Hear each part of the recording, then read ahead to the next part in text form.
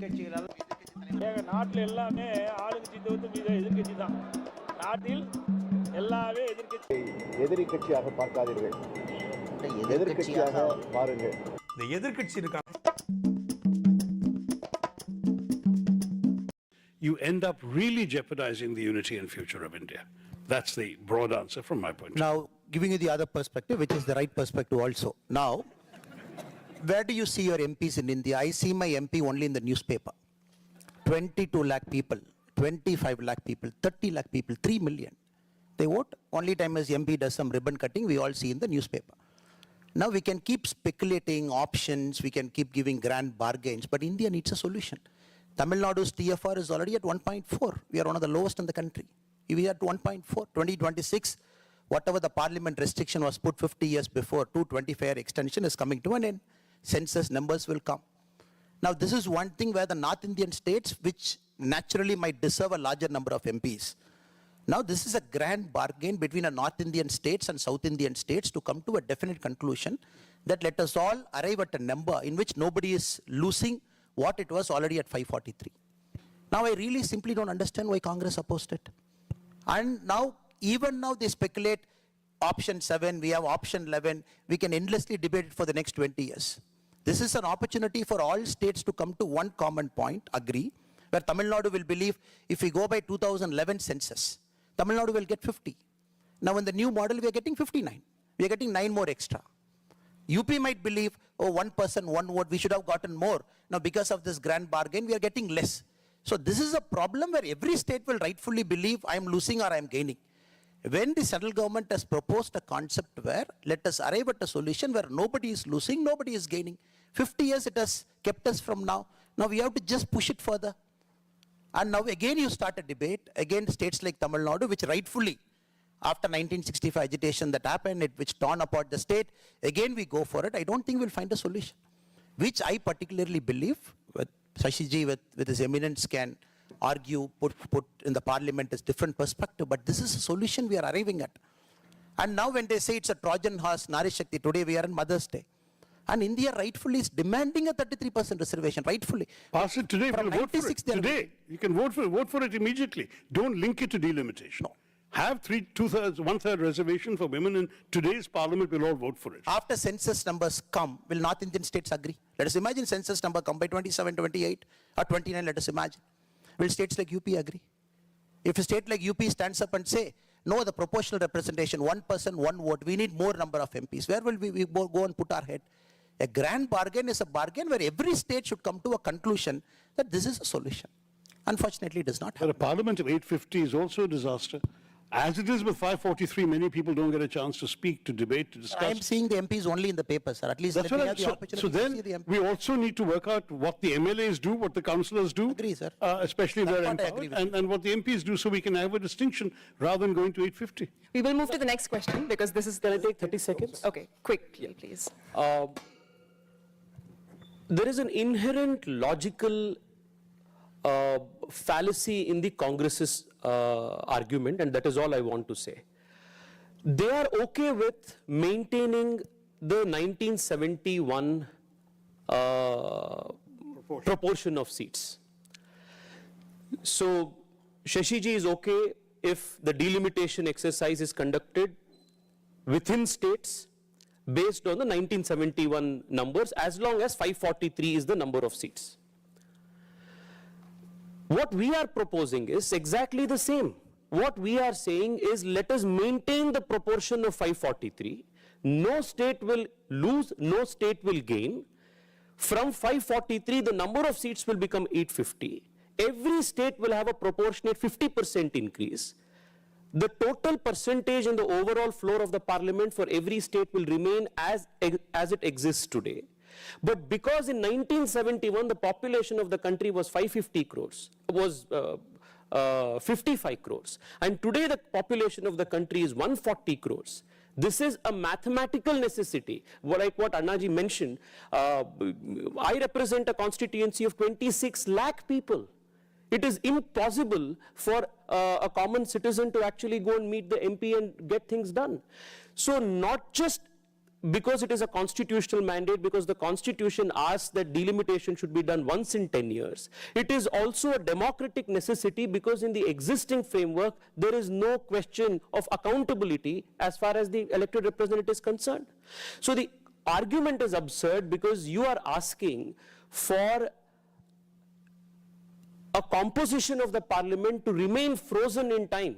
543, 1971 population cannot cater to a democracy of 140 crore people in 2026. That is limited. The US House of Representatives, we are in the US, has remained at the same number of 435 since 1929. It is clearly Even not though working the US well. population has tripled.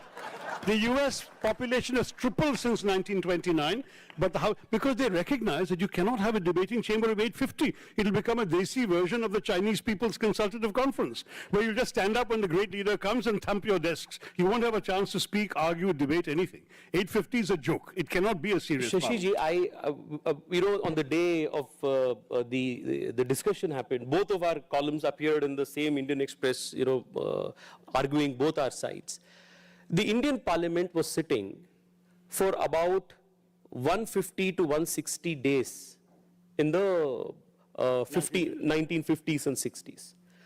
In the last, and there's a decline that is happening. Now we see around 55, 56 because of the disruptions of the Congress. You don't allow for the debates to take place. No, coming back, the point is, if you are increasing the number of seats, please also mandate an increased sitting of the parliament. Correct. So it is, you shouldn't be taking away the right of a citizen to be represented effectively, accountably, by making an argument that 850 is too big a number. It's a country of 140 crore people. You need a big parliament because I want to speak to my MP. I want to meet him. I want to know what he is working on, and I want to hold him accountable, which I'm not able to do with a 26 million electorate today.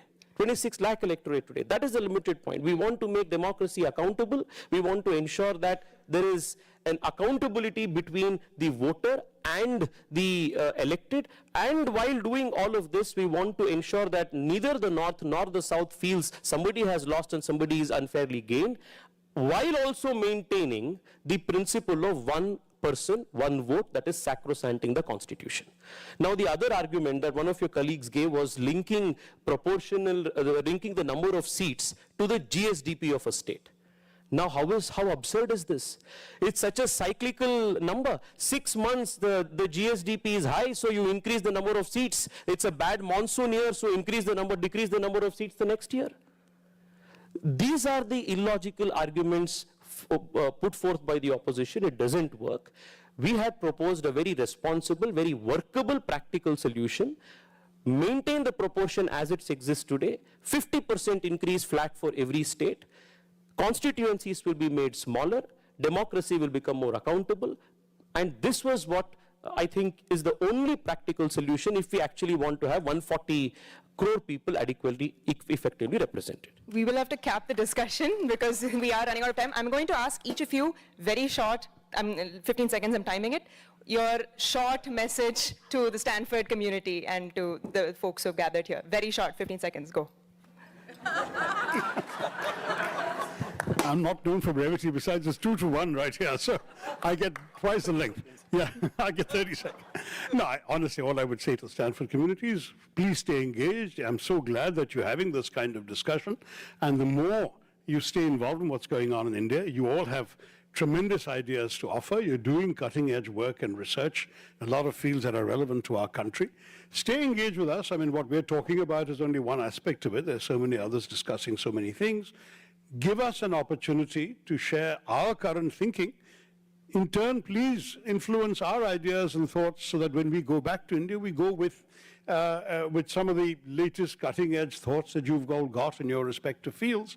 And let's try and keep this dialogue going. The diaspora, I've often called the National Reserve of India, not just the non-resident Indians, the National Reserve of India.